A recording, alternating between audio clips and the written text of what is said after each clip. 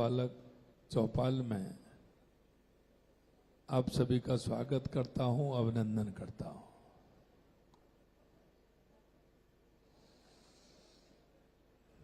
आज आपसे कुछ खेती क्यारी, किसानियत के बारे में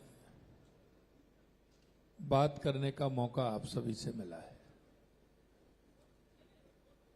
और मेरा बड़ा ये रुचि का विषय है।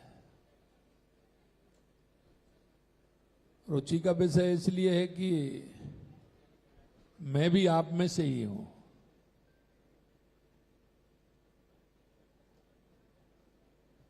खेती किसानी के बारे में मेरी भी रुचि खूब रही है और आप जो काम कर रहे हैं मैंने भी वो सारे काम किए हैं। हम चाहते हैं कि हमारे किसानों की आय बढ़े, फायदे की खेती हो,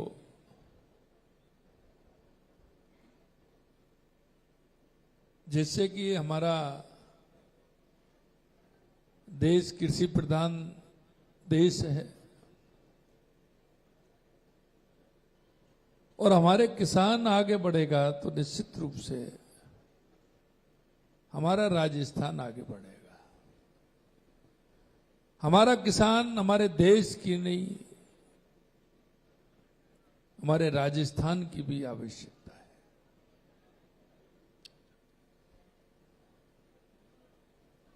कुछ विषय मैं आपके सामने रखूं।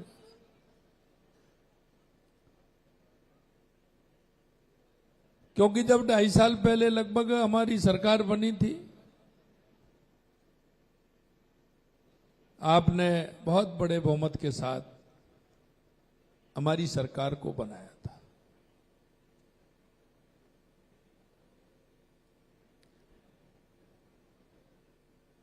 सरकार बनी तो हमारे सभी मंत्रीगण, विधायकगण, हमारे पार्टी के वरिष्ठ जन, सबके साथ हमारी एक मीटिंग हुई।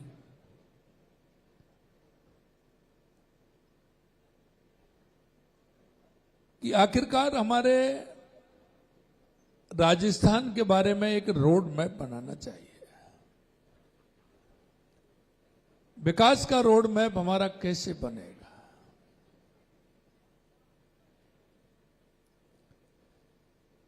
हमने सभी किसानों से भी बात की, आम जन से भी बात की, वरिष्ठ जनों से भी बात की कि राजस्थान में सबसे पहले आवश्यकता किस बात की है, हमें क्या काम करना चाहिए।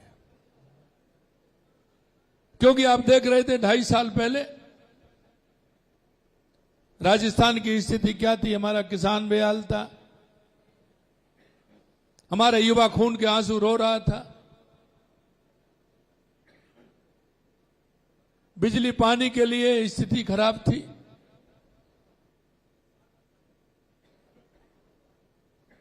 इन सारे विषयों को लेकर के हमने सोचा कि राजस्थान का रोड मैप बनाने के लिए सबसे पहले आवश्यकता राजस्थान में किस बात की है।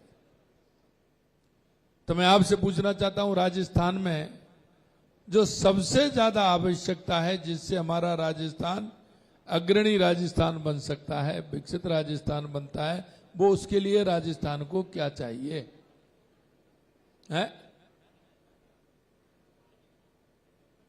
क्या चाहिए?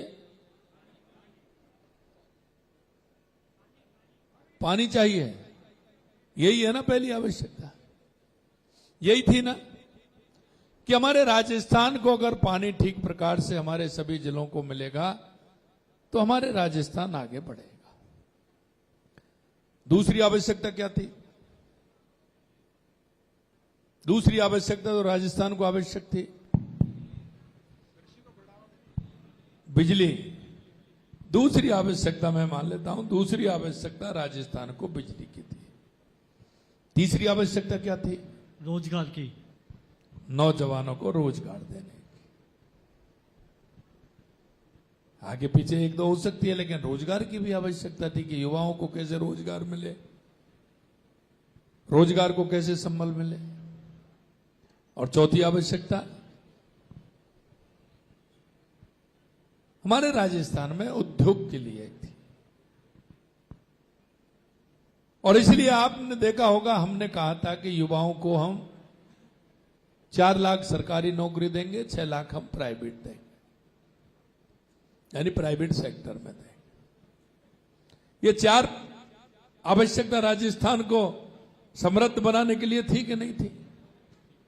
मित्रों, मैं यही कहना चाहता हूं आपसे, हमने उन्हीं योजनाओं को आगे बढ़ाया। आप वोट बनाया सभी को, लेकिन प्रमुख 4 योजनाएं जो थी, पानी, बिजली, उद्योग धंधे, युवाओं को रोजगार, और आपने देखा होगा हमने 2.5 साल के अंदर कोई भी जिला ऐसा नहीं है जिसमें हमने पानी के लिए काम नहीं किया हो, हमारी योजना नहीं बन रही हो।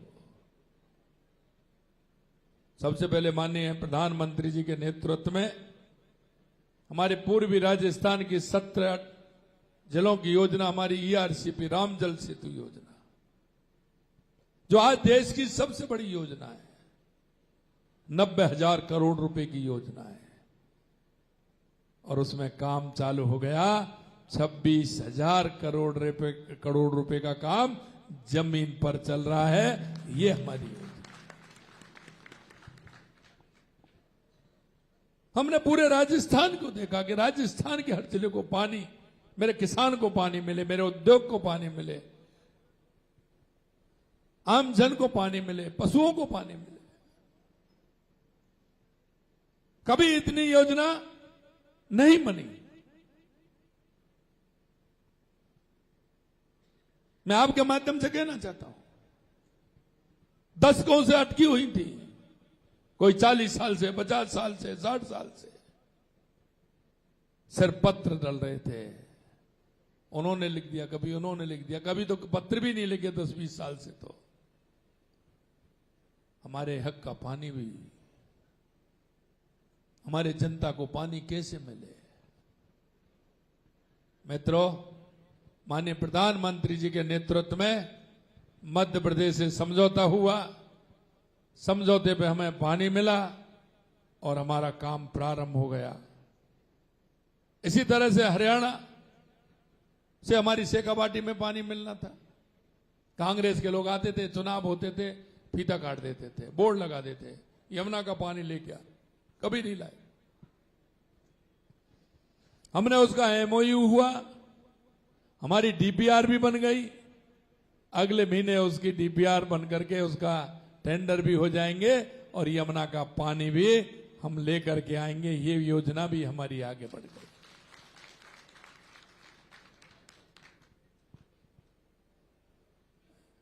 मैं याद करना चाहूंगा महाराजा गंगा सिंह जी बीकानेर, उन्होंने गंग नहर, इंदिरा गांधी नहर निकाली थी, 100 साल पहले निकाली थी, लेकिन उसकी कोई मरम्मत नहीं हुई, पानी घटता जा रहा था। और उसको आपको पता है, हनुमानगढ़ गंगानगर से लेकर के बाड़मेर तक उसका पानी जाता है, जोधपुर जाता है, नागौर जाता है, जैसलमेर जाता है, फलौदी जाता है, बीकानेर जाता है, लेकिन उनकी पानी की कैपेसिटी घट रही थी। हमने पिछली साल भी बजट दिया और इस साल भी हमने 5,000 करोड़ रुपए दिया, जिससे उसका काम चल रहा है, उसकी पानी की कैपेसिटी बढ़ी है। वो टेल का पानी बाड़मेर से लेकर के जैसलमेर और जोधपुर तक उसका पानी पहुंच रहा है। नर्मदा पर रिजर्वायर बनाया जा रहा है। देवास स्कीम के माध्यम से जो आधा पानी हमारा अरब सागर में जाता था, आधा आपकी तरफ इधर आता था। उदयपुर हमारी पर्वत श्रृंखला है अरावली की, उसका हमें उसका 10,000 करोड़ रुपए का काम प्रारंभ किया। हमने एनीकट बनाए, टनल बनाए। अगर उसका पानी हमें आएगा तो हमारे उदयपुर को मिलेगा, चित्तौड़ को मिलेगा, राजसमंद को मिलेगा और हमारे भीलवाड़ा को मिलेगा। उसके लिए हमारे 10,000 करोड़ रुपए के काम प्रारंभ हो गए, वो हमारा चल रहा है।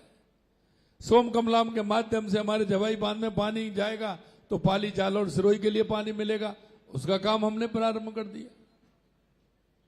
आपके यहां एक खुशी की बात और बता दूं मैं, आपके नजदीक में ही है ब्राह्मणी है, रावत भाटा से ब्राह्मणी नदी का पानी वो चित्तौड़ होते हुए भीलवाड़ा आएगा और भीलवाड़ा से वो पानी बीसलपुर जाएगा। 8,000 करोड़ रुपए की योजना है, टेंडर हो गए हैं उसका डैम बनेगा, बांध बनेगा, उससे ब्राह्मणी नदी में पानी आएगा। 17 किलोमीटर की टनल है, वो टनल बनेगी और सबसे पहले वो बेगू से चित्तौड़ होते हुए वो आपके भीलवाड़ा में आएगा और भीलवाड़ा के बांधों को बढ़ता हुआ आगे बीसलपुर में जाएगा। ये काम भी हम कर रहे हैं।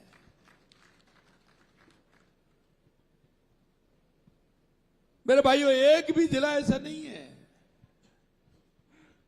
जिसमें हम नदियों से नदियों जोड़ करके, जो हमारे अटल जी का सपना था, माननीय देश के यशस्वी प्रधानमंत्री नरेंद्र मोदी जी उसको पूरा कर रहे हैं। पानी के लिए हमने पूरे राजस्थान के अंदर काम किया है। आपको दिखने लग गए होंगे, कहीं बांध बन रहे हैं तो कहीं टनल बन रही है तो कहीं आपको काम चलता हुआ बांधों का और उनका लग जाएगा कि ऊपर आराम से बनता चला रहा है जमीन में से निकल करके। जो 10-10, 20-20 साल से बांध सूखे थे उनको हमने जोड़ा है कि उनको पानी मिले। हमारी वाटर वर्क्स की योजना भी हम उनसे जोड़ रहे हैं। सिंचाई के लिए हम किसानों को वाटर लेवल भी ऊपर आएगा और हमारा बांध भी भरा जाएगा, सिंचाई का काम भी उससे होगा। हमने उसके लिए काम किया। दूसरा काम आपने बताया, मैं ऐसे चलूंगा, बिजली का।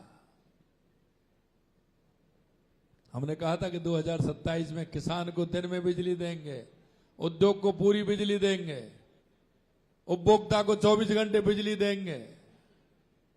41 जिलों में से 26 जिलों में दिन में बिजली देने का काम किसानों के लिए हमने प्रारंभ कर दिया है। और हमने ये भी कहा था कि बिजली हम खरीदते थे, हर साल खरीदते थे, थोड़ा बहुत अब भी दे रहे हैं, लेकिन हम बेच भी रहे हैं। अब हम बिजली बेचने वाले भी हैं। पहले 8%, 10% तक खरीदते थे, अब मात्र 2%, जो भी आवश्यकता होती है। लेकिन जब ज्यादा बिजली का उत्पादन होता है तो हम बिजली बेचने वाले भी हो गए हैं। हम बिजली ग्रिड में डाल के दूसरे प्रदेशों को बिजली देने का काम भी हमारी सरकार कर रही है। कांग्रेस सरकार में पहले 3,900 मेगावाट 5 साल में बिजली का उत्पादन हुआ था। 2.5 साल में 12,000 मेगावाट बिजली का उत्पादन कर रहे हैं। हमें कोई कमी नहीं है, सिर्फ हमारा सिस्टम 1-2 जगह है। आने वाले समय में हमारा वो सिस्टम भी पूरा हो जाएगा। हमने जो किसान से वायदा किया, उपभोक्ता से वायदा किया, उद्योगपति से वायदा किया, हम सस्ती भी देंगे और पूरी बिजली भी देंगे। हम 27 के अंदर हमने ये भी कहा है, जो हमने प्रारंभ कर दिया है। आपने देखा, दूसरा कहा था आपने, युवाओं के लिए रोजगार मिले। हमारी सरकार लगातार उसके लिए भी काम कर रही है। आपने देखा है कि पहली बार कैलेंडर कभी किसी ने जारी किया क्या? नहीं किया वैसे।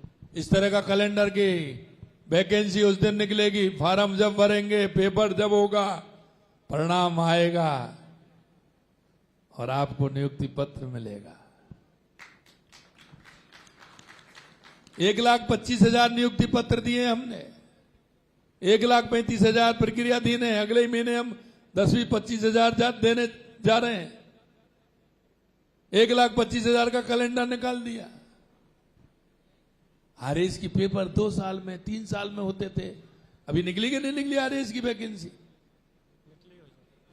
है निकली है वैसे, निकली है, निकली है कि ना? फॉर्म भरे जा रहे हैं ना? जी जी वैसे। और हर साल जा रहे हैं। कहीं हम ये तो नहीं कह रहे जितनी है उतनी निकालेंगे। वो हमारा युवा जो सपने लेकर के बैठा है, उसके सपनों को पूरा करना है। और मैं इस युवा साथियों से कहना चाहता हूं, मेहनत करिए।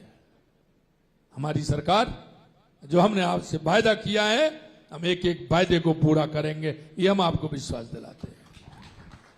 हमने कहा 4 लाख नौकरी हम सरकारी देंगे, 6 लाख हम प्राइवेट सेक्टर में देंगे।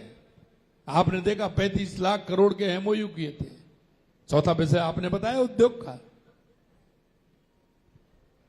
35 लाख करोड़ के एमओयू हुए थे, 9 लाख करोड़ रुपए के जमीन पर उतर गए। आने वाले समय में और बढ़ेंगे। और इसलिए मैं कहना चाहता हूं कि रोजगार के साथ साथ युवा नीति भी हम लेकर के आए। युवा नीति हमने 12 जनवरी स्वामी विवेकानंद जी की जयंती को हमने प्रसारित की थी। उसमें भी हमारे युवा भाई बहनों से कहा है कि आप प्रोजेक्ट रिपोर्ट बनाइए। आप नौकरी लेने वाले नहीं, नौकरी देने वाले बनिए। क्योंकि आप अपना छोटा मोटा कोई उद्योग लगाओगे तो आप में उसको फायदा मिलेगा, आप रोजगार देने वाले बन जाएंगे। और इसलिए हमें आपको उसमें फायदा भी दे रहे हैं। हम जानते हैं हमारा 22 साल का, 25 साल का, 26 साल का, 28 साल का युवा अगर कहीं पैसे मांगने जाता है तो उस पर लोग भरोसा नहीं करते हैं। कहां से देगा, कैसे चुकाएगा, क्या भरोसा है, ये क्वेश्चन खड़े होते हैं कि नहीं होते हैं। और सबसे पहले जो ज्यादा आपको चाहते हैं, जो आपसे करते हैं, रिश्तेदार परिवार वाले, वही मुकर जाते हैं। और बता दीजिए, पैसे ही नहीं है, बाकी का तो कहते हैं कि नहीं कहते हैं? कहते हैं भाई साहब। और बता दीजिए, कह भी देंगे हाँ दे देंगे, बाद में कह देंगे अरे वो काम आ गया, बेटा ने बता दिया, उसने बता दिया, मेरा ये काम आ गया, मेरा वो काम आ गया, मेरे को दुकान लेनी है, मेरे को मकान लेना है, मेरे को ये करना है, मेरे को वो करना है। होता है कि नहीं होता है? होता है भाई साहब। और अब माता पिता से इच्छा और अपेक्षा करते हैं तो माता पिताजी की प्रायोरिटी दूसरी होती है। परिवार में 3-4 भाई बहन होते हैं, किसको पढ़ाई करानी है, क्या करना है, कैसे करना है, नहीं कर सकते। मेरे भाइयों, मैं धन्यवाद देना चाहता हूं देश के यशस्वी प्रधानमंत्री नरेंद्र मोदी जी को। उन्होंने कहा कि युवाओं को चिंता करने की जरूरत नहीं है, हम बैठे हैं, आपको बिना ब्याज के प्रोजेक्ट रिपोर्ट लाइए, 50 लाख से लेकर के 1 करोड़ रुपए का हम आपको देंगे, और वो भी बिना ब्याज के देंगे। हम चाहते हैं कि हमारे युवा आगे आए, रोजगार सृजन का काम करे। हमारी सरकार उसके लिए काम कर रही है। मैं आपसे यही कहना चाहता हूं कि हम एक रोड मैप बनाया हमने, उसमें किसानों की सहभागिता कैसे रहे। मैं किसान भाइयों से भी कहूंगा, मेरे किसान भाइयों,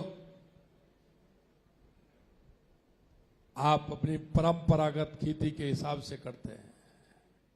मैं आपसे कहता हूं, आप वैज्ञानिक तरीके से खेती करिए, आप आधुनिकता के हिसाब से खेती करिए, आप बचत की खेती करिए, आप फायदे की खेती करिए, और आप कर सकते हैं।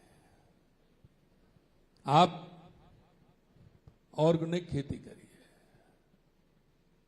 क्या हमारे बुजुर्गों ने कितने दुख पाए थे?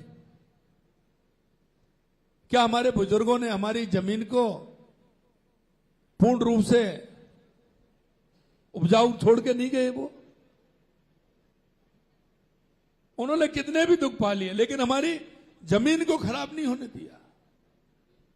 कष्ट सहे उन्होंने, दुख पाए, लेकिन जमीन को खराब नहीं होने दिया। लेकिन आज हमारे किसान उसमें डाई, यूरिया, पेस्टिसाइड डाल करके हमारी जमीन को खराब करने का काम कर रहे हैं। मैं आपसे कहूंगा, पहले आप डाई डालते थे 10 किलो बीघा डालते, फिर अब कितना बढ़ा दिया, 12 kilo, 15 kilo, 20 kilo, 25 kilo, 30 kilo, 35 kilo. अरे भाई मेरे को बता दो आप कितनी डालोगे और आगे चल के इसका कोई एंड है क्या? और आप कहोगे इतनी डाली अब की पैदा हुई है, ज्यादा डालोगे तो पैदा होगी नहीं होगी। यही है ना? तो हम ऑर्गेनिक खेती पर क्यों नहीं जा रहे हैं? हम खेती को महंगी भी कर रहे हैं, उपज भी नहीं बढ़ रही है और जमीन को खराब भी कर रहे हैं। ऐसा क्यों कर रहे हैं? क्या हम हमारी इस जमीन को आने वाली पीढ़ी को सुरक्षित नहीं देना जानते क्या? सुरक्षित देकर के नहीं जाना चाहते हैं क्या? हम सुरक्षित रखनी चाहिए कि नहीं रखनी चाहिए हमको? हमारे पूर्वजों ने हमके लिए सुरक्षित रखी कि नहीं रखी? तो क्या हम खराब करके जाएंगे? हाँ बताओ। आगे वो ये कहेगा यार इतनी जमीन थी लेकिन मेरे लोग कैसी कर गए, इसमें कुछ पैदा ही नहीं होती है, खार हो गया, जमीन में पानी नहीं जाता है, पैदा नहीं होती है। तो क्या आप खेती को ऐसी करके जाओगे? मेरे भाइयों, किसान भाइयों, मैं आपसे यही कहना चाहता हूं, आपको अपने भी लिए, आने वाली पीढ़ी के लिए हमको हमारी धरती मां को किस तरह से संरक्षित करते हुए हमें उपजाऊ बनाना है और आगे उपजाऊ ही दे करके जाना है, यह भी हमें प्रण लेना चाहिए। हम छोटे से लाभ के लिए, और लाभ भी नहीं होता है। और मैं आपको विश्वास दिलाता हूं, मैं भी किसान हूं, मेरी जो जमीन है उसको मैं ऑर्गेनिक खेती उसमें करता हूं, उसमें और उसमें कोई अंतर नहीं आता है। जैविक खाद डालिए, हरी खाद डालिए, गाय भैंस का गोबर काम आता है, मूत्र काम आता है, उसको काम में लीजिए। अरे हम जानते हैं बारिश के समय बारिश होती है, हमारा ग्वार ढेंचा जैसे गांव में खेत में डाल देते हैं, और जब वो 2-2, 2.5 फीट का हो जाता है उसमें हम उसको जोत देते हैं हैरों से, उससे तो हमारी हरी खाद बन जाती है। बनती है कि नहीं बनती है? ऑर्गेनाइज खेती हम करेंगे तो उससे फायदा होगा, हमारी जमीन भी उपजाऊ होगी। हम पानी का उपयोग कितना करते हैं? हम पूरा पानी काट देते हैं। क्या हम फव्वारा सिस्टम का उपयोग नहीं कर सकते? भाई गेहूं की जड़ कितनी होती है? 2 पोटुआ, दूसरी लाइन के बराबर होती है, इससे गहरी तो नहीं होती है। और आप ही कहते हो जो गेहूं काटने का समय होता है, थोड़ी से छींटे पड़ जाते हैं, बारिश हो जाती है, काटने जाते हैं, वो पूरा उखड़ के आ जाता है। काटते हैं जब उखड़ता है कि नहीं उखड़ता है? क्योंकि उसकी जड़ी इतनी होती है तो उखड़ेगा, गहरी जड़ हो तो वो कटेगा। तो जब आपको पता है इतनी जड़ होती है तो पानी हम नीचे तक क्यों डालते हैं गेहूं के अंदर? तो क्या हम फव्वारा सिस्टम से गेहूं की फसल नहीं कर सकते क्या? कर सकते हैं ना? तो हम फव्वारे को क्यों नहीं अपनाते? हम पाइपलाइन के लिए आपको अनुदान दे रहे हैं, हम आपको फव्वारे के लिए अनुदान दे रहे हैं, हम आपको तारबंदी के लिए अनुदान दे रहे हैं, हम आपको डिग्गी के लिए अनुदान दे रहे हैं, हम आपको खाद के लिए अनुदान दे रहे हैं, हम सारा काम कर रहे हैं। तो अच्छी खेती हम क्यों नहीं कर सकते? आप देख रहे हैं कि जिन्होंने ग्रीन हाउस पॉली हाउस लगा रखे हैं, यहां किसी ने लगा रखे? जरा हाथ खड़े करिए, किसी ने लगाए क्या? हाँ, पीछे से क्या नाम है आपका? है रामेश्वर जी ने लगा रखा है। अब आपकी मान से आय बढ़ा दीजिए, आपकी उसमें कितनी आय हो रही है?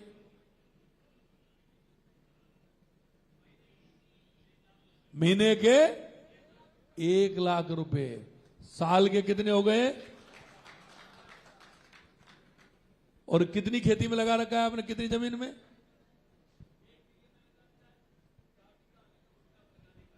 4 बीघे में लगाना है, 1 बीघे की बात है ये तो।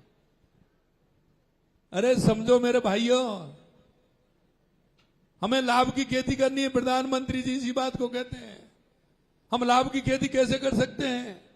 मैं सीकर के अंदर गया था, इसी तरह से मैं चौपाल में था, एक मेरा किसान आया, उसने कहा कि साहब 2 बीघे खेत एक तरफ और 100 बीघे एक तरफ, मैं 2 बीघे में पैदा लेता हूं।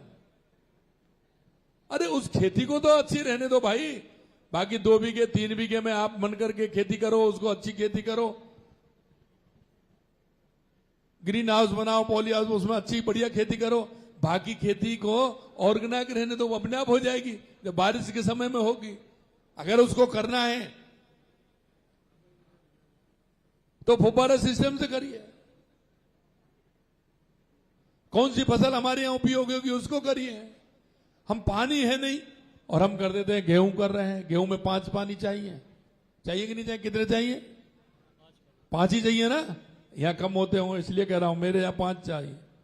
एक बोने के लिए, ठेपन करने के लिए और 4 पानी देने के लिए। हर 25 दिन में पानी लगता है कि नहीं लगता? 20 और 25 दिन में गेहूं में पानी देना पड़ता है।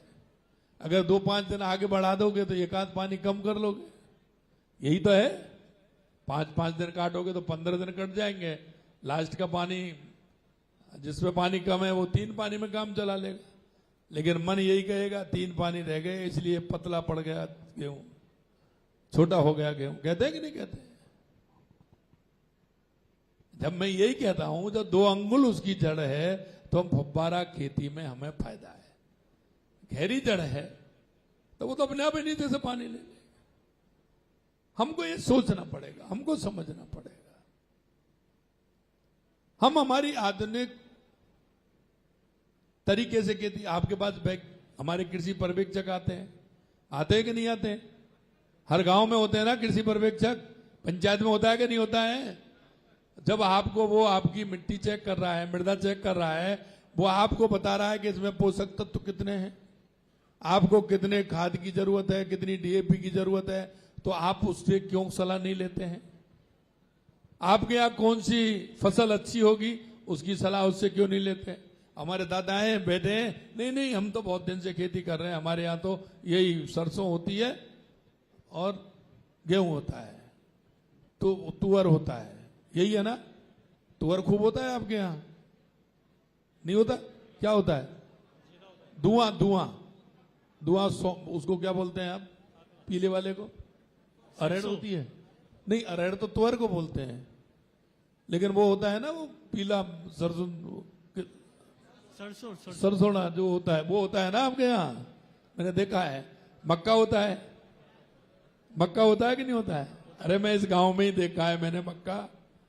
हमारे यहाँ यहीं से जाता था मक्का। तारा मीरा कहते हैं, हाँ तारा मीरा, वो ज्यादा होता है। मैं एक बार आया था तो तारा मीरा, हम उसको सरसड़ा, हाँ बोलते हैं, पीला वाला। हाँ, हमारे यहाँ उसको धुआं बोलते हैं, धुआं। तो वो होता है। मक्का बहुत अच्छी होती है आपके यहाँ, होती है कि नहीं होती है? तो मेरा ये है कि हम लाभ की खेती कौन सी कर सकते हैं जो कम पानी में हो। और मैंने ये कहा कि हम हर चीज में सरकार अनुदान दे रही है आपको, उसका फायदा हमें उठाना चाहिए।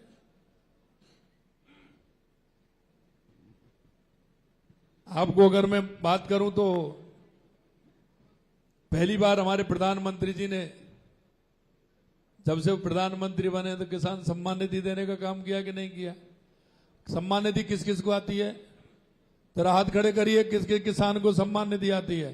अरे सभी को आती होगी भाई, जो किसान है उनको। तो किसान नहीं है उनकी बात नहीं कर रहा हूं। और कई लोग तो इसलिए हाथ उठा देते हैं कि उनके पिताजी हैं, तो ये वो तो पिताजी के खाते में आएगी। अभी दुनिया आपके खाते में, अभी तो पिताजी के खाते में आएगी। मेरे में भी नहीं आती है, मेरे खाते में भी नहीं आती है। इसलिए वो किसान सम्मान निधि आती है कि नहीं आती है? अब 6,000 रुपए प्रधानमंत्री जी देते हैं, और हमने हमारे घोषणा पत्र में भी कहा है कि हम भी बढ़ाएंगे। तो 3,000 तो हमने कर दिए, और 3,000 हम और करने वाले हैं। तो कितनी हो गई आपकी? 12,000 हो गई ना? तो 1,000 रुपए महीने पेंशन कितनी मिलती है बुजुर्गों को? नहीं 14,500 से 1,500 हो गई है। कितनी हो गई? 14,500 मिलती है, और 1,000 ये हो गई, 2,500 हो गए कि नहीं हो गए? अरे हो गए ना सीधे सीधे। और मैं आपसे एक ही बात कहूंगा, किसान के लिए प्रधानमंत्री जी के दिल में जिस तरह का भाव है कि आपने देखा जब तीसरी बार प्रधानमंत्री जी ने प्रधानमंत्री पद की शपथ ली और जब पीएमओ ऑफिस गए तो उन्होंने पहली फाइल थी वो किसान की सम्मान निधि थी जिस पर जाकर के साइन किया था। मेरे किसानों में एक ही कहूंगा आपसे, ये बहुत लोग चले आते हैं किसानों की लंबी चौड़ी बात करते हैं, इन्होंने आज तक किसान के लिए कुछ नहीं किया।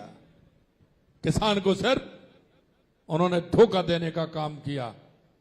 अगर आप देखेंगे तो सही माने में किसान के लिए अगर कोई काम किया है तो हमारे देश के यशस्वी प्रधानमंत्री नरेंद्र मोदी जी ने किया और लगातार उनका प्रयास रहता है। और अभी हमारे ग्राम विकास रता है आपके बीच में, हमने कहा है कि आप गांव की जाकर के स्थिति देखिए। हम चाहते हैं कि हमारा किसान का जो नौजवान है उसको गांव में ही रोजगार मिले, उसके नजदीक के कस्बे में मिले, जिले में वहीं मिले। इसलिए हमने ग्राम विकास रथ के माध्यम से हमने कहा कि जो पैदावार हमारे यहां होती है, जिस क्षेत्र में जो पैदावार होती है उसकी प्रोसेसिंग यूनिट उसी गांव में या उस गांव के पास लगनी चाहिए जिससे मेरे रोजगार को, युवाओं को रोजगार मिल सके, रोजगार को बढ़ाने का काम हम कर सके। राजस्थान में क्या पैदा नहीं होता, राजस्थान में सब कुछ पैदा होता है। राजस्थान बहुत बड़ा पोटेंशियल प्रदेश है। अगर मैं मिनरल की बात करूं, आपका भीलवाड़ा तो मिनरल में सबसे आगे है, तो 85 प्रकार के मिनरल निकलते हैं, 85 प्रकार के। खेती की मैं बात करूं तो अलग अलग क्षेत्रों में खेती होती है। हनुमानगढ़ गंगानगर की बात करूं तो वहां कपास भी होता है, धान भी होता है, गेहूं भी होता है, सरसों भी होती है और वहां किन्नू भी होने लगा है। होता है कि नहीं होता है? तो क्या हम वहां किन्नू की प्रोसेसिंग यूनिट लगा करके हम जो उसको ट्रकों में भेजते हैं उसका पैसा हमें कम मिलता है तो उसकी उपज हम नहीं बढ़ा सकते क्या? वही हमारी प्रोसेसिंग यूनिट लगे। बीकानेर के अंदर हमारी मूंगफली होती है, सिर्फ वहां एक ही ऑयल मिल है। क्या हम ऑयल मिल लगा करके हमारी उस मूंगफली की प्रोसेसिंग यूनिट बना करके हम उसको उपयोग नहीं कर सकते? आपके पड़ोस में ही हम देखते हैं कि सभी जगह अलग अलग फसलें होती हैं। बाड़मेर में हमारा, बाड़मेर बालोतरा में अनार होता है, जैसलमेर में हमारा खिजूर होता है, तो हम प्रोसेसिंग यूनिट उसकी क्यों नहीं लगा सकते? जालौर में हमारे में, जालौर और बाड़मेर बालोतरा के हिस्से में हमारा जीरा भी होता है, ईसबगोल भी होता है, तो हम क्यों उसकी प्रोसेसिंग यूनिट नहीं लगाते? अभी मैं गया था जालौर, वहां हमारे कई पोलो हाउस लगे हुए हैं लेकिन वहां सब्जी की मंडी नहीं है। तुरंत हम सब्जी की मंडी खोल करके आए जिससे कि हमारी सब्जी ठीक प्रकार से वहां बिक सके। ईसबगोल की प्रोसेसिंग यूनिट वहां लगेगी, मंडी वहां बनेगी तो वहां हमारे युवाओं को रोजगार मिलेगा। जीरे की मंडी बनेगी और प्रोसेसिंग यूनिट लगेगी तो हमारे युवाओं को रोजगार वहां मिलेगा। हमारा आपने देखा है कि बांसवाड़ा डूंगरपुर में मक्का सबसे अच्छा होता है, देश में सबसे अच्छा ही मक्का वहां होता है, तो हम उसकी प्रोसेसिंग यूनिट हमारी लगी है। चित्तौड़ के अंदर हमारा धनिये के लिए हमारा एक एमओयू हुआ है, वो धनिये की यूनिट लगाना चाहते हैं। हमारा सोयाबीन हमारा कोटा संभाग में होता है तो वहां हम क्यों नहीं लगा सकते? इसलिए मैं आपसे कहना चाहता हूं, जिस क्षेत्र में जो पैदावार होती है वहां की प्रोसेसिंग यूनिट हम लगाएं जिससे रोजगार मिले। आपने देखा होगा सहकारिता की हमारी, हमने इसलिए कहा है कि राजस्थान की हर पंचायत में हम सहकारिता की यूनिट खोलेंगे। सहकारिता हमारे लिए फायदे की चीज है, उससे हमारे युवाओं को रोजगार मिलेगा। सबसे ज्यादा दूध उत्पन्न होता है तो राजस्थान के अंदर होता है, लेकिन हमारे पास उसकी यूनिट नहीं है। पहले तो 35 लाख टन दूध ही हम लेते थे, अब हम 45 लाख टन पर पहुंचे हैं। हमने चाहे 50,000 का हमारा यूनिट थी, उसको 1 लाख का किया, 1 लाख का, 1.5 लाख का, 1.5 लाख का, 2 लाख का, 2 लाख, 2.5 लाख का, हम उसको बढ़ा रहे हैं। और हमने कहा आने वाले समय में हम 65 लाख लीटर दूध लेंगे और उससे अगले 2 साल में हम 85 लाख लीटर दूध करेंगे। हमने 2000 सेंटर पिछली बार खोले, 2000 की सेंटर की घोषणा आप कर दी, जिससे कि हमारे लोग उससे जुड़े। अगर मिल्क की, हमारे दूध की प्रोसेसिंग ठीक प्रकार से हो पाएगा तो हमारा पनीर भी, घी भी, लस्सी भी, छाछ भी, सब कुछ हमारा मिलेगा। उसके लिए हमने सभी को आमंत्रित किया कि आप आइए, लगाइए। और आपसे भी कहना चाहता हूं कि आपको अगर अपने क्षेत्र में, अपने गांव में, अपनी तहसील में, अपने जिले में अगर 40,000, 50,000, 60,000 की अगर रोजगार मिलेगा तो आप कहीं दूसरी जगह 70 और 80,000 रुपए के लिए कहीं बाहर नहीं जाओगे। आप अपने माता पिता की सेवा भी करोगे, परिवार के साथ रहोगे और यहीं रह करके काम करोगे। हम चाहते हैं कि हमारे युवा को रोजगार यही मिले, परिवार के साथ रहे। और मैं वो आपसे इसलिए कह रहा हूं, क्या आपके यहां तो उद्योग भी है? क्या कोई गुजरात का आदमी आपके यहां कोई नौकरी करता है क्या? अरे बता भैया, गुजरात का कोई आदमी आपके यहां नौकरी करता है क्या? उसका कारण क्या है? वहां मेरा डेयरी, मेरी प्रोसेसिंग यूनिटें और मेरा जो किसान के माध्यम से सहकारी हमारी यूनिटें हैं, वो वहां प्रभावी रूप से काम कर रही हैं। हम चाहते हैं कि राजस्थान में हमारा सहकारिता, हमारी डेयरी, हमारी प्रोसेसिंग यूनिटें हमारे युवा भाइयों को आगे आकर के उनको रोजगार सृजन करने का काम करें। लेकिन हमें क्या हो गया है? पहले क्या कहते थे हमारे बुजुर्ग? उत्तम खेती, मध्यम व्यापार, तृतीया चाकरी, यही कहते थे ना? अब बताइए दादा, यही कहते थे ना? उत्तम क्या होता था? उत्तम खेती, पहली खेती मानी जाती थी। दूसरे नंबर पर व्यापार आता था और तीसरे नंबर पर चाकरी यानी नौकरी मानी जाती थी। अब क्या हुआ है? चाकरी तो पहले नंबर आ गई। यही हुआ है ना? किसान हमारा जो हर तरह से संबल था, जो उत्तम माना था, वो तीसरे नंबर पर चला गया। व्यापार उसी जगह पे 2 नंबर पर रुका हुआ है। यही है ना? हमें इसको बदलना है, हमारी उत्तम खेती को आगे लाना है। और ये जब आएगा, हमारे बुजुर्ग भी कहते हैं, अरे 2 रुपए की नौकरी लग जाए, छोटा सा कोई रोजगार लग जाए, अरे उसको अपने यहां रोजगार करने दो, अपना काम करने दो। वो 4, 10, 15, 20 अपने लोगों को रोजगार देगा और उससे ज्यादा कमाएगा। इसलिए मैं आपसे कहूंगा कि हमको रोजगार सृजन करने का काम भी करना है, उसके साथ हमारी सरकार काम कर रही है। हम रोजगार देने वाले बने। हमने इसके आगे आपने देखा होगा, हम ये नहीं चाहते, जो रोजगार लेने वाले वो लीजिए, मेहनत करिए, पढ़िए, रोजगार मिल जाएगा। क्या सभी को मिल जाएगा? मैं आपसे पूछना चाहता हूं। और क्या हमें आवश्यकता नहीं है? हमारी एग्रीकल्चर में आवश्यकता है, डेयरी में आवश्यकता है, सहकारिता में आवश्यकता है, वोकल फॉर लोकल। हमारे यहां कई तरह की चीजें उत्पादन होती हैं। टेक्सटाइल में आपका भीलवाड़ा सबसे आगे है कि नहीं है? हम आगे यूनिट और लगा सकते कि नहीं लगा सकते? हम कितने लोगों को रोजगार देंगे? अरे हम यूनिट लगाएं। हमारे यहां मिनरल कई प्रकार के लग रहे हैं, हम मिनरल को कहीं ना कहीं यूनिट लगाएं, एग्रीकल्चर प्रोसेसिंग यूनिट लगाएं। आए दिन की आवश्यकता कितनी है? अब आप देख रहे हो, आलू आपके यहां भी पैदा होता है, आलू और भी जगह पैदा होता है, लेकिन हमारा आलू पैदा होता है तो 2.5 रुपए किलो जाता कि नहीं जाता है?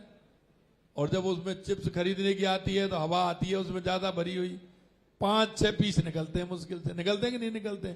उसको हम 40 रुपए में खरीद लेते हैं।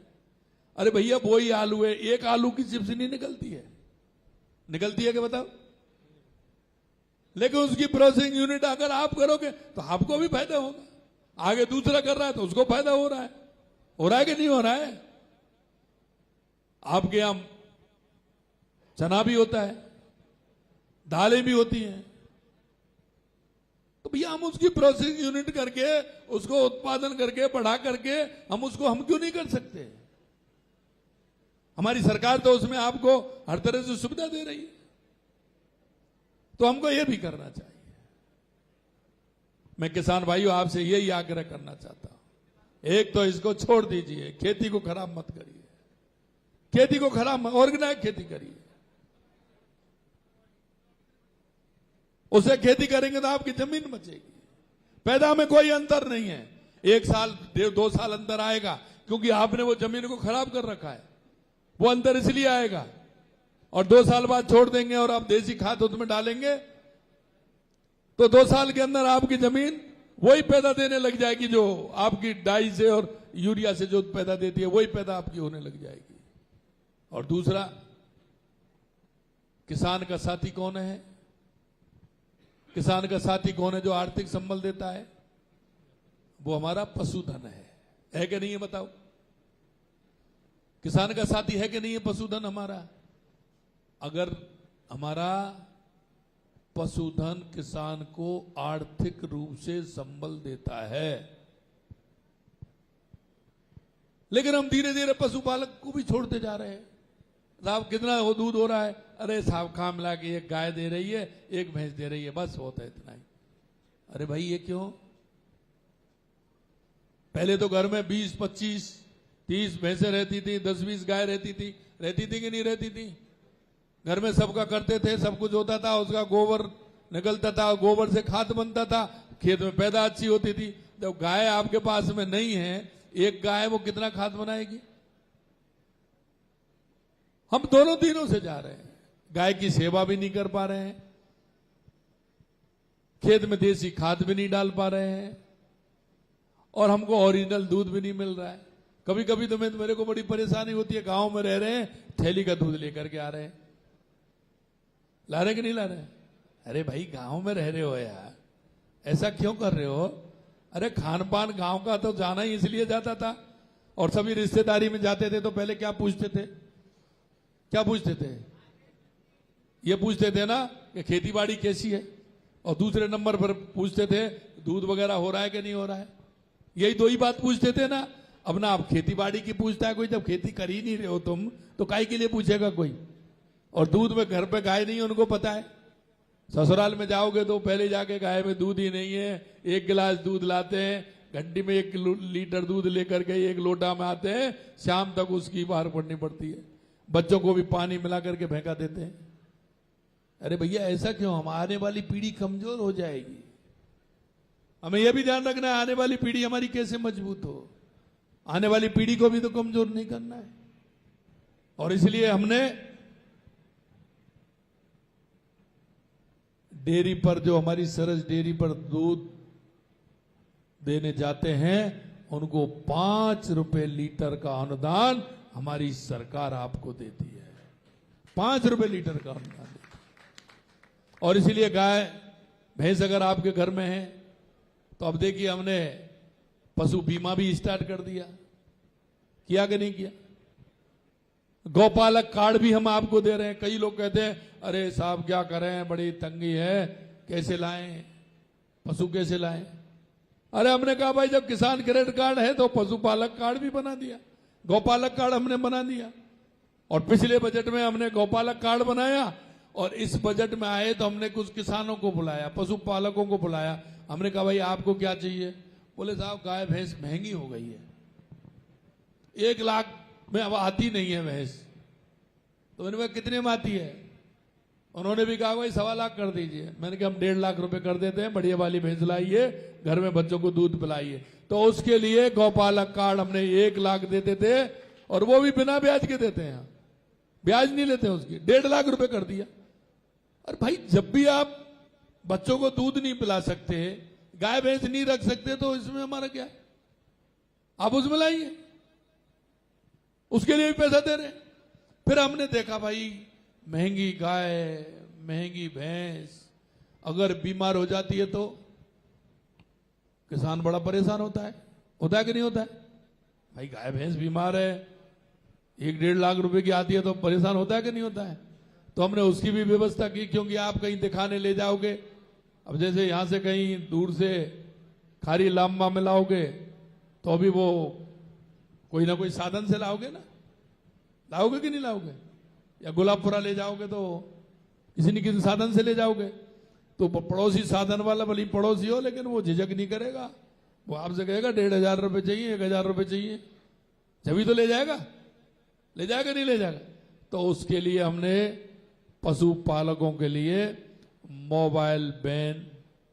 मोबाइल यूनिटी वैन हमने पूरे राजस्थान में 600 दिए हैं, जिससे कि आप टेलीफोन करेंगे तो वो आपका इलाज करने के लिए आपके गांव में आपके घर आएगी। एक बात और, दवाई भी फ्री देगी आपको। अब एक बात बताइए, आपको पशुपालकों को इलाज मिल रहा है, उसके खरीदने के लिए आपको बिना ब्याज का पैसा मिल रहा है, एग्रीकल्चर में आपको प्रधानमंत्री जी सारी सुविधाएं दे रहे हैं, और फिर भी कह रहे हैं कि साहब किसान को दिक्कत है। भाई देखो, कुछ काम तो आपको करना होगा। और ये भी बात मान लो, आलस और नींद, ये कहावत है, आलस नींद किसान को खोवे, आया कि नहीं है? अगर मेरे अंदर, किसान के अंदर आलस है, नींद है, तो फिर तो किसान को खोती है, वो खोती है कि नहीं खोती? तो हमको कुछ चीजें हमको करनी पड़ेंगी।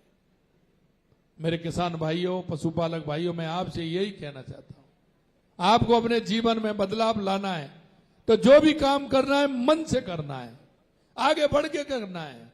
वो हमारे लाभ का कैसे बन सकता है? आप नौकरी पर जाते हो तो 8 घंटे देते हो कि नहीं देते हो?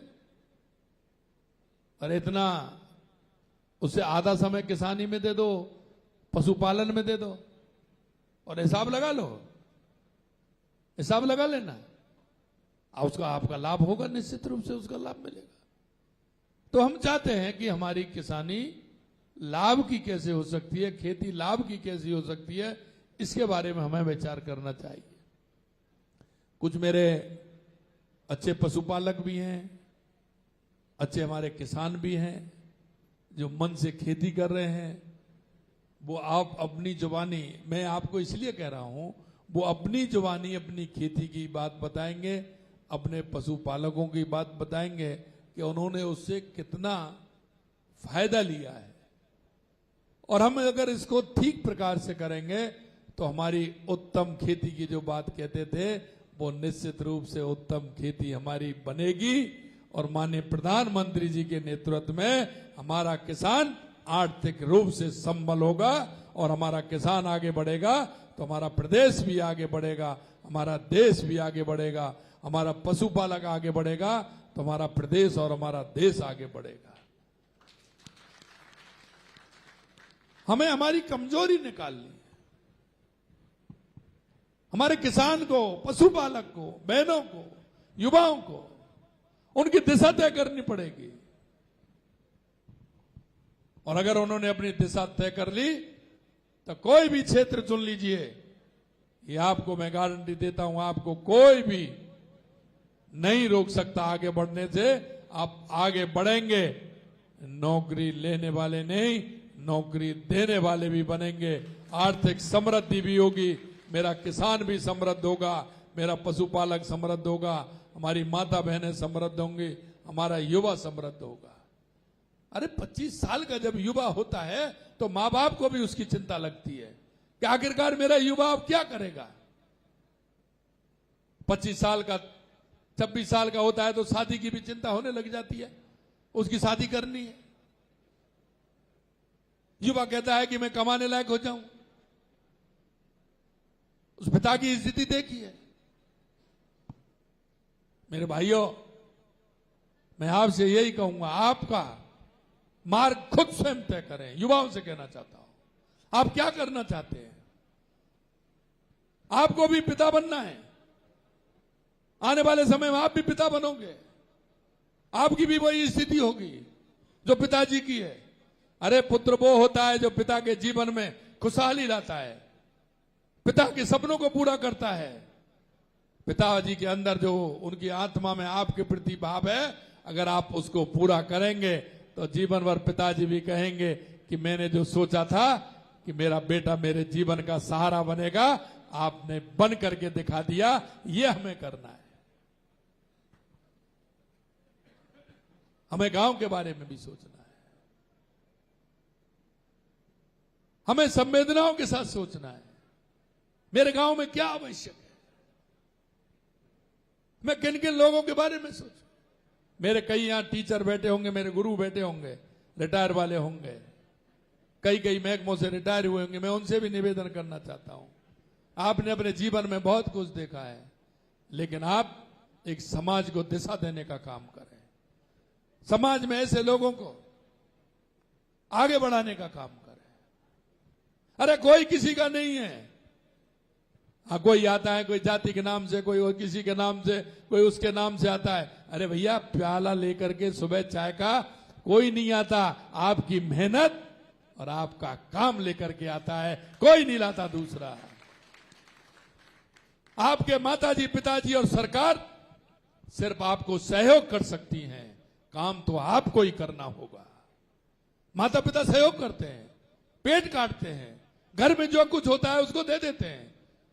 अपने बेटे के सपनों के लिए वो क्या नहीं करते, सब कुछ करते हैं। और वही देश के यशस्वी प्रधानमंत्री नरेंद्र मोदी जी के रूप में हमारी सरकार कर रही है कि आपको क्या आवश्यकता है, हम आगे चल करके आपके पास आए, आप सरकार का सहयोग लीजिए। विभिन्न योजनाएं, उनकी जानकारी लीजिए, आगे बढ़िए। अरे मित्रों, ये तड़प किसी की नहीं होती है, ये तड़पन उसको होती है जो इस गरीबी से और इस बेरोजगारी से निकल करके जाता है और अपने आंखों के सामने देखता है। ये तड़पन सिर्फ उसी को होती है, दूसरा कोई नहीं करेगा। आपके पड़ोसी या कोई भी हो, वो आपके बारे में पॉजिटिव सोच ले, ये उनको मैं धन्यवाद देता हूं, बहुत बड़ी बात है। और नहीं तो लोग यही सोचते हैं, अरे यार क्या है, 4 बार कहेंगे मेरी बहनों के बारे में सुना। जो बहन जब मेरी राजीव का की निकली थी, लोग उनके बारे में उनके मुंह से विचार सुने आपने, कैसी कैसी बातें करते थे, क्या करेगी, कहां जाएगी, कैसे करेगी, कैसे नहीं करेगी। उन्होंने हिम्मत दिखाई तो आज वो लखपति दीदी की लाइन में और 1-1 करोड़ 2-2 करोड़ रुपए का चेक उनको मिल रहा है और लगातार आगे बढ़ रही हैं। मेरे युवा साथियों, मेरे किसान भाइयों, पशुपालकों, मैं आपसे यही कहना चाहता हूं, आप अपने ध्येय पर पूरी तरह से काम के ऊपर आप आइए, सरकार की योजनाओं का फायदा लीजिए। आप अपने आने वाली पीढ़ी को भी मजबूत बनाइए, आप भी आर्थिक, क्योंकि जब तक व्यक्ति की आवश्यकता अनुसार उसकी आर्थिक स्थिति अगर मजबूत नहीं होती है तो मन में ही घुटता रहता है। अरे मेरे भाइयों, आपने एक सुना होगा, चिंता चिता से बढ़कर होती है। अगर मेरे किसी पिता को, मेरे ताऊ को, मेरे चाचा को अगर वो चिंता लग गई ना, तो उसके जीवन में, क्योंकि चिता पे तो मुर्दे के बाद जलता है, लेकिन चिंता उसको प्रतिदिन खाती है। हमको उन चिंता वालों का सहयोगी बनना चाहिए। उनके जीवन में कैसे बदलाव आ सकता है, उनके जीवन में हम क्या कर सकते हैं। और एक नागरिक होने के नाते आप जितने भी बैठे हैं, मैं आपसे भी कहना चाहता हूं मेरे भाइयों, हमारी संवेदनाएं हमारी हर व्यक्ति के साथ होनी चाहिए, उस गरीब के साथ होनी चाहिए, हमारे बूढ़े ताऊ ताई के साथ होनी चाहिए, दिव्यांग भाई के साथ, बहन के साथ, मेरी माता बहनों के साथ। और मैं जो मेरे बुजुर्ग हैं, मैं उनसे कहना चाहता हूं कि आप युवा को क्या बनाना चाहते हैं, एक आपका छोटा सा प्रयास, आपका छोटा सा एक उनको शाबाशी का आपका बड़प्पन मेरे युवाओं को एक रास्ता दिखाने का काम करेगा। कई लोग ये तो होते हैं फलाने का लड़का क्या कर रहा है, कुछ नहीं कर रहा है।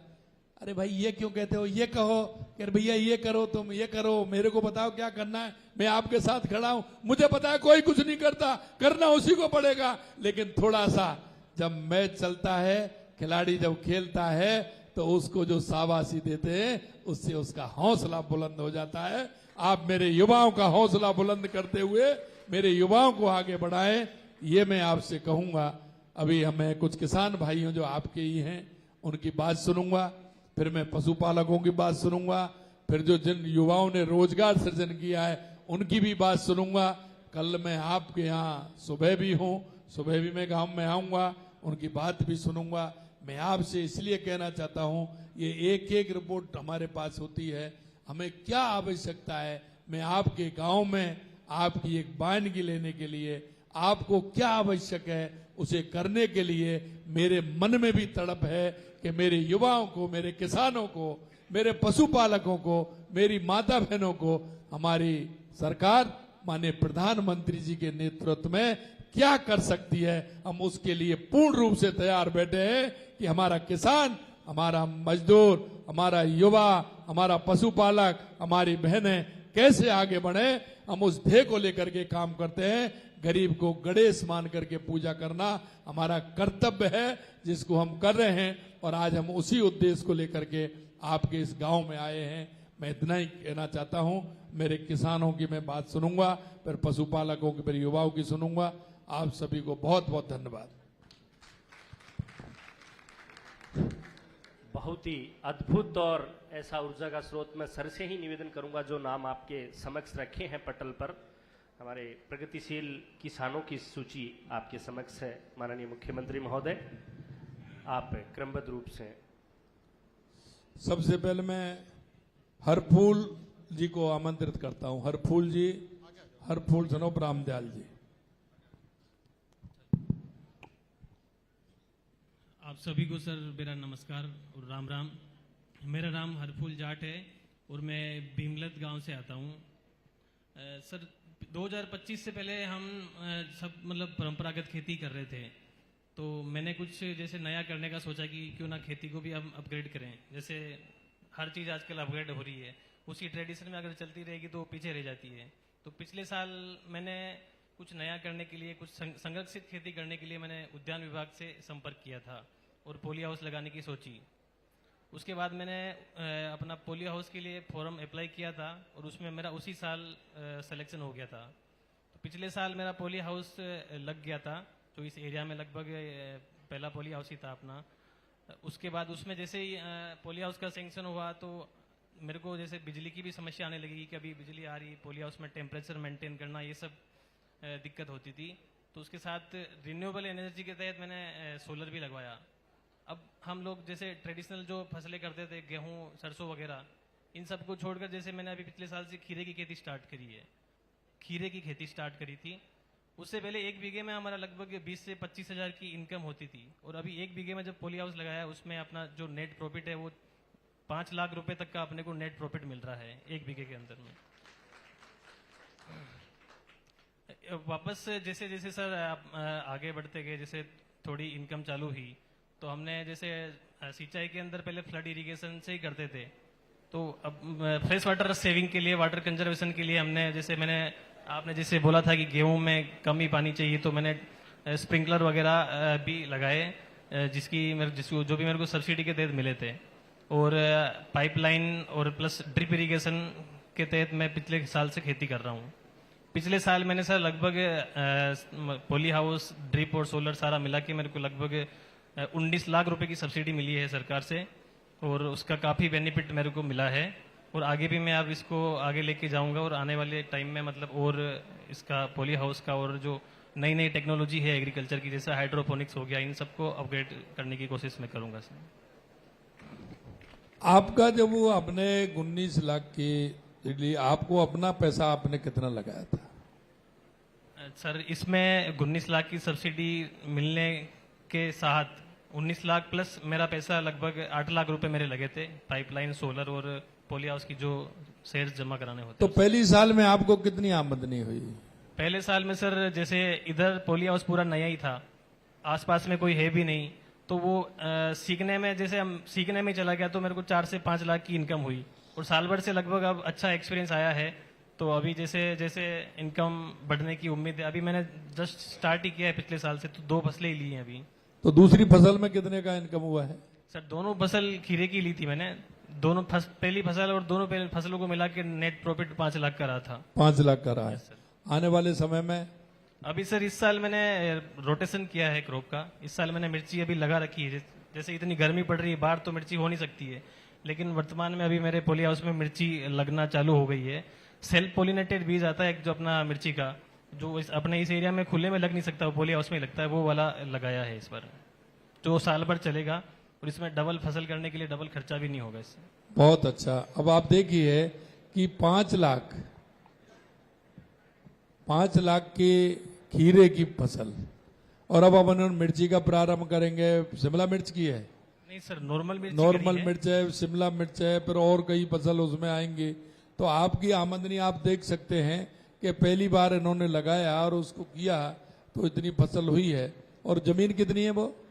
जमीन सर 1 बीघे में ही लगाया है पॉली हाउस सर। बताइए, 1 बीघे के अंदर इतनी पैदा हो रही है। तो ये आपके गांव कौन सा आपका? मेरा सर गांव भीमलत है, हुरडा पंचायत समिति में आता है भीमलत। अच्छा अच्छा, लास्ट गांव है सर भीलवाड़ा डिस्ट्रिक्ट का। बहुत अच्छा, बहुत अच्छा। हरपुल जी, आप और किसानों को भी साथ लगाइए, कुछ युवा किसानों को भी लगाइए, और उसमें पॉली हाउस लगा करके उनको भी आगे लेकर के आइए। बहुत बहुत धन्यवाद। मेरा सर पॉली हाउस देख के आसपास के किसान भी मोटिवेट हुए हैं। मैंने भी लगभग गांव से 10-12 किसानों का आवेदन किया है, मैंने खुद ही किया है अपने हाथों से। कि जो भी होगा हम देखेंगे, ट्राई करेंगे। तो बहुत उम्मीद अच्छा। है कि अगले साल तक एक आधा पॉली हाउस और लगेगा सर। बहुत बहुत धन्यवाद। Thank you sir. अगला है हमारा किसान है पुरुषोत्तम जी नवाल।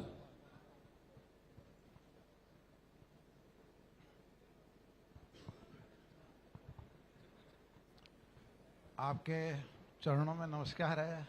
आप सभी बैठे हैं और मैं सबको बहुत आदर से सम्मान करता हूं। सबसे बढ़िया बात तो यह है कि मुझे कृषि का जो है मेरे पिताजी से विरासत में मिला। हमारे पिताजी हमेशा देसी गायें रखते थे 8 से 10, और जो भी पैदावार करते थे उसमें बिल्कुल भी यूरिया नहीं डालते थे। वो आज भी स्टैंड है। हमारे फादर को गए हुए करीब 25 साल हो गए। बहुत अच्छा, बहुत और अच्छा। उसको हमने उसको अडॉप्ट किया। कभी अपने को भी खेती करना है, अपने को भी गायें रखना है, अपने को भी आगे से आगे बढ़ना है। तो उनसे मैंने सीखा। उन्होंने ये भी कहा कि तुम धंधा करते हो करो, कोई दिक्कत नहीं है। तुम यूनिट लगाते हो, इंडस्ट्री चलाते हो, उससे मेरे को एतराज नहीं है, लेकिन ये तुम दिमाग में रखना कि फर्म कभी भी फेल हो सकती है, लेकिन फार्म कभी फेल नहीं होगा। फार्म फेल हो सकती है, फार्म कभी फेल नहीं कभी हो फेल सकती। नहीं होगा। और इसके अलावा जो आपने बताया कि प्रथम खेती है, उसको मेरे जहन में है और उसको मैं इतना आगे बढ़ा रहा हूं। उनके बाद मैंने गायें और बढ़ा दी, हमने जमीन और खरीद ली। इसके अलावा उन्होंने 1 बाग लगाया, मैंने 6 बाग लगाए। आज सब जगह ये जो आपकी जो मोदी साहब की जो चल रही है, सब अलग अलग जो उद्यान विभाग का, इसका विभाग का सारा, मैं उनसे बात करता हूँ, पर्यवेक्षक से बात करता हूँ, कृषि अधिकारी से बात करता हूँ, उद्यान विभाग से बात करता हूँ। उनसे सारी चीजें मैं सीखता हूँ। सीखने के बाद उसको मैं और इम्प्लीमेंटेशन और करता हूँ। इम्प्लीमेंटेशन करने के बाद आज ये पोजीशन है कि आंवले की पौध और नींबू, ये मैंने तो उसको ज्यादा बढ़ावा दिया। आज प्रति वर्ष करीबन 18 से 20 लाख रुपए के आंवले हमारे यहाँ से जाते हैं। वो भी क्या करते हैं, पुष्कर है हमारे पास ही, पुष्कर वाले आते हैं और सिर्फ वो उसको देखते हैं, फिर बता देते हैं कि इस जगह का 5 लाख, इसका 5 लाख, इसका 2 लाख, इसका 8 लाख, इस तरह से वो खुद ही तोड़ते हैं, खुद ही ले जाते हैं। और अभी कम से कम 30 से 40 का रोजगार मैं दे रहा हूँ। बहुत अच्छा, बहुत जिसके अच्छा। अंदर जो सब सारा काम वो कर रहे हैं, खेती का संभालना, पेड़ पौधों को पानी देना। इसके अलावा जो मैंने यहाँ से छूट ली है, ड्रिप सिस्टम का छूट लिया है, पानी के पाइपों का छूट लिया है, इसके अलावा ये पाइप जो जाते हैं उस पाइप को और थोड़ा मॉडिफिकेशन करके किया है। तो मेरे को ऐसा लगता है कि अगर मतलब आज के युग में एग्रीकल्चर को ढंग से काम किया जाए तो बिजनेस उसके सामने कुछ भी नहीं है।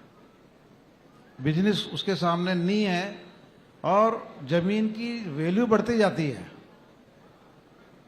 जमीन जो ली है उसकी वैल्यू बढ़ती जाती है और उसकी पैदावार में अगर और ध्यान दिया जाए तो बढ़ोतरी हो जाती है। मैं तो अब आगे से ये सोच रहा हूं उनसे बात करके और एक आंवले की यूनिट यहीं लगाने का सोच रहा हूं कि भाई बहुत यहाँ अच्छा लगा यूनिट ये। लगाए और इसको यहाँ का यहीं प्रोसेस करे। इसके अलावा मेरे पड़ोसियों को मैंने आंवला के लिए प्रोत्साहित किया, उन्होंने आंवले लगाए, उन्होंने नींबू लगाए। आसपास के एरिया को मैं सबको कहता हूँ आपकी कितनी आय हो जाती है साल भर में? करीबन 30-35 लाख करीब मैं इसमें कमाता हूँ। बहुत अच्छा, एक बार ताली बजाइए आपके लिए। अब आप देखिए कितनी जमीन है आपके पास? अभी 4 जगह फार्म हाउस अलग अलग जगह है, करीब 20 बीघा, कभी 25 बीघा, कहीं 30 बीघा, इस तरह से अलग अलग टुकड़ों में है। बहुत अच्छा। लेकिन उसको सबसे एक भी चीज जगह खाली नहीं है, सब जगह कुछ करना है। मैं यही कहना चाहता हूं, हमारी जो फायदे की खेती क्या हो सकती है, हमें उस ओर जाना चाहिए। आप जैसा बता रहे हैं कि आंवला में बहुत बड़ा फायदा है, नींबू में फायदा है। बहुत बहुत धन्यवाद आपको, बहुत बहुत धन्यवाद आप। ये आपके यहीं के सभी किसान हैं। अब मैं उन लाभार्थियों को बुलाना चाह रहा हूं जी। ओम प्रकाश जी मांगीलाल, ओम प्रकाश जी मांगीलाल, इन्होंने ड्रिप योजना में लाभान्वित हुए हैं। ये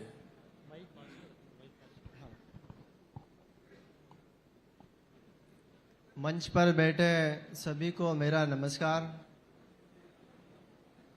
मेरा नाम ओम प्रकाश है और मैं यहीं का स्थानीय निवासी शिवनगर का निवासी हूँ। हमारा खेत हमारे गांव से मतलब 2-3 किलोमीटर दूर ही पड़ता है। तो पहले हम परंपरागत रूप से ही खेती का काम करते थे, जिसमें हमें मतलब क्यारा डोली बना करके उसमें फिर सिंचाई करना, जिसमें आपको पता है कि भाई कितनी मेहनत लगती है। दिन भर मतलब पानी आता है तो उसमें खड़ा रहना पड़ता है और उसमें दिन भर मतलब ज़्यादा मेहनत होती है। फिर हम उद्यान विभाग के संपर्क में आए, कृषि विभाग में।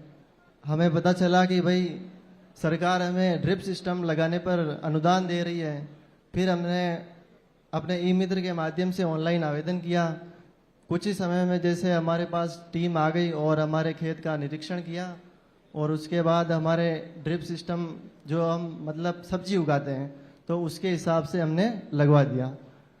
अभी हम उसमें जैसे गोभी है, मिर्ची है, इसकी फसल ले रहे हैं। जैसे पहले हम परंपरागत रूप से मतलब क्यारा डोली बना करके करते थे तो हमें मुश्किल से 1.5 लाख 2 लाख बचते थे। लेकिन अब जब मेहनत भी कम है, उसमें मजदूरी भी कम लगती है और खाली जगह भी नहीं पड़ी रहती है दोहरे की, इसकी डोली की, तो जैसे हमारी इनकम 1.5-2 लाख से बढ़ कर के अभी 5 लाख हो गई है और हमें पैदावार में भी 2 से 3 गुना तक बढ़ोतरी हुई है और पानी की भी बचत हो रही है। आज हम ऐसे हैं कि मतलब कहीं पर भी आराम से बैठ करके कुएं पे बटन दबा देते तो पूरा खेत एक साथ मतलब पी जाता है, सिंचाई हो जाती है। आपने ड्रिप सिस्टम का फायदा लिया है और आप उस योजना से लाभान्वित भी हुए हैं और आप देख सकते हैं कि पानी की भी बचत हुई है, पैदावार भी बढ़ी है और पैदावार बढ़ी है तो उसका लाभ आपको भी मिल रहा है और आप उसमें मेहनत भी कम हुई है। तो हम यही चाहते हैं कि हमारे किसान को किस तरह से लाभ की खेती, ये आपके ही किसान हैं, आप इनको जानते होंगे, मैं कहीं बाहर से लेकर के नहीं आया हूं। तो आप क्यों नहीं अपना सकते ये काम? आप क्यों नहीं कर सकते? हमारी सरकार तो सबके लिए तैयार है। तो आपके ही आदमी, आपके यहां रहने वाले हैं। इसलिए प्रधानमंत्री जी कहते हैं कि हमको खेती को लाभ की खेती बनाना है, हमें किसान को आर्थिक रूप से मजबूत करना है।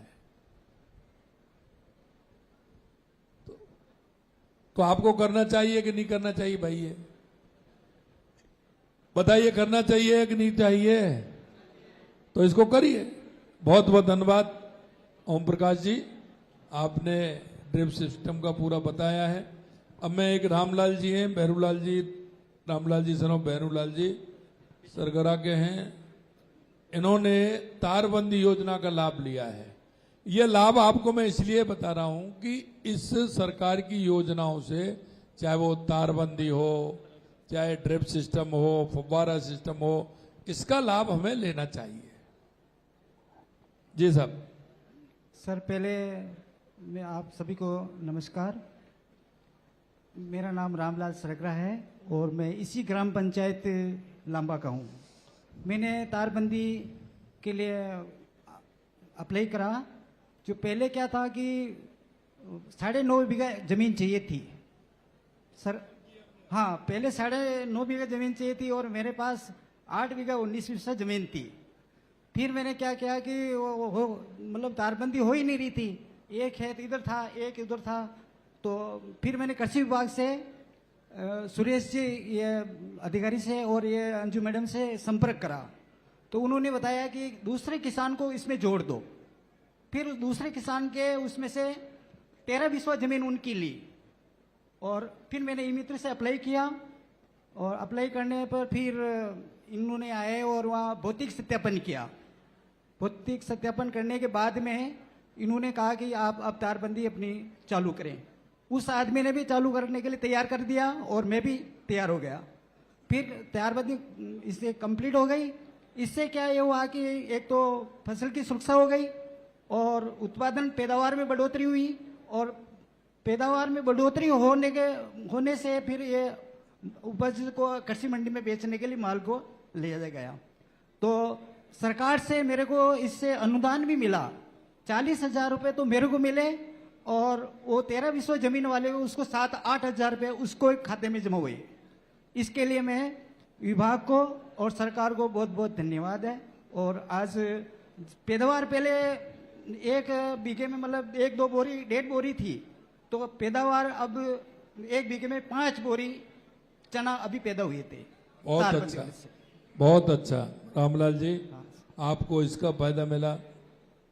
एक अब मैं हमारी बहन है भमरी देवी, परंपरागत कृषि विकास योजना में लाभान्वित हुई है।